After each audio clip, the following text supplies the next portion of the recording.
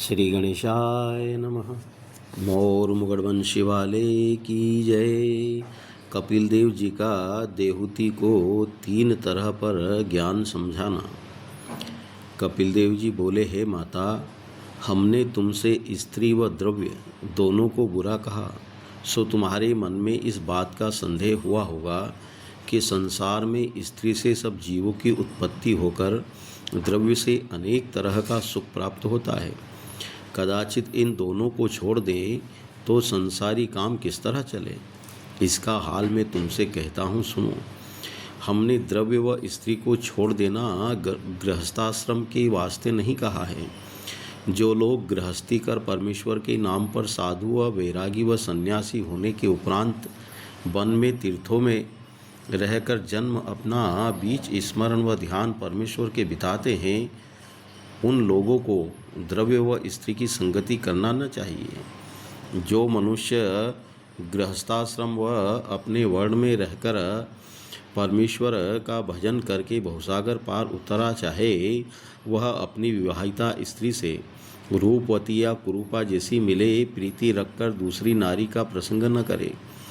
वह दूसरी स्त्री मिलने वास्ते चाहना न रखकर जितना धन थोड़ा या बहुत परमेश्वर उसको देवे, उतने में अपना परिवार पालन करके अधम व पाप की कोड़ी पर इच्छा न रखे। वह गृहस्थ को उचित है कि नित्य देव कर्म व पितृकर्म व ठाकुर जी की पूजा व सेवा करके उपरांत उनको भोग लगाकर भोजन किया करे। वह कथा व कीर्तन व लीला अवतार धारण करने परमेश्वर की सुनकर उसमें ध्यान अपना लगाए रहे। वह यथाशक्ति साधु व संत व वैरागी व ब्राह्मण की सुधि भोजन व वस्त्र से लिया करे। वह जो काम उत्तम यज्ञ व तप व दान व व्रत आदि का करे, उसका फल परमेश्वर के नाम पर अर्पण कर देवे। वह अपने कुल परिवार के लोगों को ऐसा जानता रहे कि संसार में यह सब मेरे वास्ते पैर की बेड़ी समान है। मुझे ऐसी सामर्थ्य नहीं है जो इनके फंदे से छूट सकूं। इस जाल से छुड़ाने वाले नारायण जी हैं। इस तरह का विचार हृदय में रखकर ऊपर से उनकी पालना किया करें। गृहस्थ को मन विरक्त रखना चाहिए। वह वैरागी व सन्यासी के वास्ते संसारी सुख का त्याग करना उचित है। वह हरिभक्त गृहस्थ के लक्षण हम तुमसे कहते हैं, सुनो। जिस तरह पानी में कमल का फूल जल से पृथक रहता है, उसी तरह हरिभक्त गृहस्थी भी प्रत्यक्ष में गृहस्थी के बीच रहकर अपना मन संसारी माया से विरक्त रखे। वह मन को बीज ध्यान परमेश्वर के लगाए रहे, तो गृहस्थी मरने उपरांत सूर्यमंडल में होकर वैकुंठ को जाते हैं। वह अज्ञान गृहस्थों का लक्षण सुनो। वह लोग देवता व पितृ व पूजा व सेवा व दान व पुण्य कुछ न जानकर परमेश्वर के भजन व स्मरण व कथा व कीर्तन में प्रीति नहीं रखते। केवल अपना परिवार पालने व इंद्रियों को सुख देने में जन्म अपना बिताते हैं, पर बिना ज्ञान व भजन व भक्ति परमेश्वर के उनको कुछ सुख व आनंद प्राप्त नहीं होता। वह लोग मरने के उपरांत चंद्रमंडल में होकर पितृलोक को जाते हैं। कुछ दिन वहाँ रह के फिर संसार में जन्म लेकर अपने कर्मों का फल भोगते हैं। वह उत्तरायण सूर्य शुक्ल पक्ष में दिन के समय मरने वाला मनुष्य सूर्यमंडल में होकर वैकुंठ को जाता है। वह दक्षिणायन सूर्य कृष्ण पक्ष में रात्रि के समय मरने वाले मनुष्य चंद्रमंडल की राह से देवलोक में जाते हैं। वह वहाँ का सुख अपने कर्मानुसार भोग कर उनको फिर संसार में जन्म लेना पड़ता है। वह पापी मनुष्य नरक में रहने उपरांत 84 लाख योनि में जन्म पाकर दुख भोग करते हैं। जब तक मनुष्य चाहना वह इंद्रियों का सुख नहीं छोड़ता, तब तक उसका शरीर अंगूठे के प्रमाण बना रहकर आवागमन में फंसा रहता है। वह मुक्त हो जाने से वह शरीर उसका छूटकर फिर संसार में जन्म नहीं लेता। वह हे माता, सिवाय इसके और एक हाल मुक्त होने का कहता हूँ, सुनो। मेरी राजसी भक्ति करने वाले मनुष्य कई जन्म में मुक्त होते हैं। वह सात्विक की भक्ति करने वाला मरने उपरांत पहले ब्रह्मलोक में जाता है। अवधि बीते वहाँ से गिर के दूसरे जन्म में मुक्ति पाता है। वह निर्गुण भक्ति करने वाला मनुष्य तन छोड़ने उपरांत सीधे वैकुंठ को चले जाते हैं। सिवाय इसके और 3 राह मुक्त होने की है, सुनो। जो मनुष्य अपने वर्णानुसार, जैसा वेद शास्त्र में सब वर्णों का धर्म लिखा है, कर्म करके बुरे कर्मों से न्यारा रहे। दूसरे जो कोई परमेश्वर की पूजा व स्मरण साथ प्रेम के करे। तीसरे जो मनुष्य परमेश्वर का चमत्कार सब जीवों में एक साथ देखकर किसी के साथ शत्रुता न रखे, तो वह लोग भी मुक्त पदवी को पहुँचते हैं। जिस तरह ऊख के रस से मिश्री व शक्कर व गुड़ बनकर जड़ तीनों की ऊख है, उसी तरह भक्ति व पूजा व योगादि के पृथक पृथक राह होकर ठिकाना व पहुँचने सब राहों का नारायण जी के चरण हैं। सो हे माता, गृहस्थ या ब्रह्मचारी या वानप्रस्थ, सन्यासी या योगी या यति कोई हो, जिन्हें परमेश्वर के चरणों में प्रीति है, वह मुक्ति को पहुँचते हैं। वह जो मनुष्य परमेश्वर से प्रेम नहीं रखता, उसको पिछले जन्मों का पाप उदय जानना चाहिए कि अमृत छोड़कर खारा पानी समुद्र का पी के उसमें मीठा स्वाद ढूंढता है।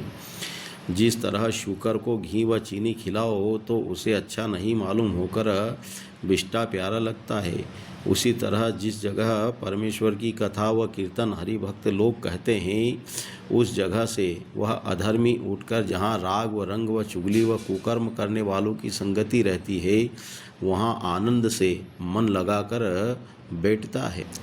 तुलसी पीछले पाप से हरि चर्चा न सुहाय, जैसे ज्वर के जोर में भोजन की रुचि जाए। सो हे माता, मेरे चरणों में प्रीति करने वालों के चित्त संसार के बुरे कामों से जल्दी विरक्त होकर उसे अपना भला व बुरा दिखलाई देता है। और मैंने यह सब ज्ञान जो तुमको कहा, इसको अच्छी तरह याद रखकर कभी मत भूलना। इस ज्ञान को स्मरण रखने से तुम्हें यह विमान छोड़ने व करदम जी व मेरे वियोग का दुख नहीं रहेगा। वह कलयुगवासी लोग यह ज्ञान सुनकर उसी के अनुसार करने से भवसागर पार उतर जावेंगे। वह इस ज्ञान के प्रताप से तुम भी मुक्त पदवी पर पहुँचोगी। इसी ज्ञान उपदेश को कहे सुने चितलाय, भव सागर से पार द्वे अंत मिले यदुराय। सियाव हरि रामचंद्र संग हर हरि ओम। जय जय सिया राम, जय जय हनुमान। कपिल देव जी का पूर्व दिशा में जाना व देहूति का सरस्वती किनारे बैठकर मुक्त होना। मैत्रेय ऋषीश्वर ने कहा कि हे विदुर, यह सब ज्ञान देहूति से सुनकर कपिल देव जी को दंडवत करके विनती की कि हे मुनिनाथ, तुम्हारे ज्ञान उपदेश के प्रताप से मुझको संसारी माया व मोह करदम जी के वियोग का दुख सब छूट गया। वह आप ऐसे जगत उत्पन्न करने वाले त्रिलोकीनाथ नारायण ने मेरे गर्भ में वास किया, इसलिए मेरा अज्ञान छूटकर अब मुझे गृहस्थी की इच्छा नहीं रही। महाप्रलय होने के समय ब्रह्मादिक देवता तुम्हारी माया में समाकर नाश हो जाते हैं और वह माया तुम्हारे रूप में मिलकर रहती है। वह आप अविनाशी पुरुष बालक रूप अंगूठे प्रमाण होकर अकेले बरगद के पत्ते पर क्षीर समुद्र में शयन करते हो। वह अवतार धारण करना तुम्हारा केवल अपनी इच्छा से है। आप जिस समय जैसा रूप चाहे वैसा रूप धारण कर लेने सकते हैं। जिस तरह पहले आपने वाराह व मत्स्य व कश्यप व नरसिंह व वामन आदि अवतार अपनी इच्छा से धारण किए, वह अपना स्वरूप व लीला हरि भक्तों को दिखलाने व सुख देने उपरांत वैकुंठ को चले गए थे, उसी तरह अब भी तुमने कृपा व दया करके मेरे गर्भ से उत्पन्न होकर मुझे ज्ञान सिखलाया। वह ज्ञान रूपी औषध देकर संसार रूपी भारी रोग मेरा छुड़ाया। इतनी कथा सुनाने उपरांत मैत्रेय ऋषीश्वर ने कहा कि हे विदुर, यह सब स्तुति देहूति से सुनकर कपिल देव जी बोले कि हे माता, तुम इस सूर्य रूपी ज्ञान को बहुत उत्तम जानकर सदा याद रखना।